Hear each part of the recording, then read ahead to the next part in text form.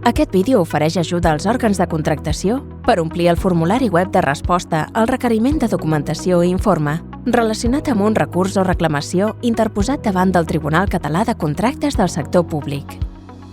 En aquest tipus de requeriment, el Tribunal sol·licita a l'òrgan de contractació la remissió de l'expedient afectat i l'informe sobre el recurs o la reclamació presentats.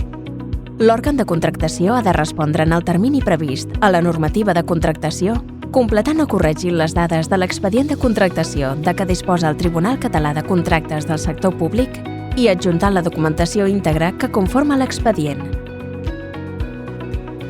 Recordeu que podeu visualitzar el formulari en anglès, espanyol, occità i català.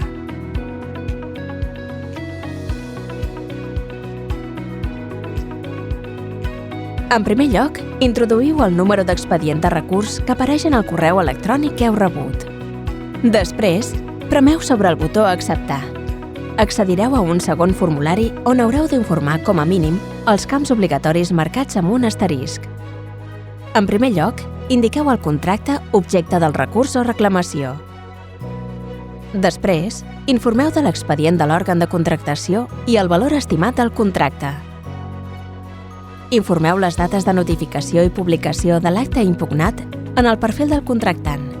A continuació, seleccioneu el procediment d'adjudicació i l'acte impugnat. A continuació, heu d'indicar els interessats. Informeu el nom o raó social i l'adreça de correu electrònic. Finalment, afegiu la documentació pertinent prement en seleccionar fitxer. Podreu comprovar que els fitxers que adjunteu s'inclouen en aquell llistat. També podeu afegir fitxers arrossegant-los dins del requadre. Podeu comprovar els fitxers que heu pujat prement en descarregar o eliminant-los fent clic a la paperera. Un cop hagueu finalitzat d'adjuntar la documentació, podeu enviar el formulari prement sobre el botó Desar i enviar. Si voleu guardar el formulari i completar-lo més tard, premeu sobre el botó Desar. Abans d'enviar el fitxer, se us demanarà que confirmeu l'enviament, ja que a partir d'aquest moment no es podrà modificar el formulari. En prémer sobre el botó Acceptar, el formulari haurà quedat enviat i podreu consultar l'expedient del recurs o reclamació.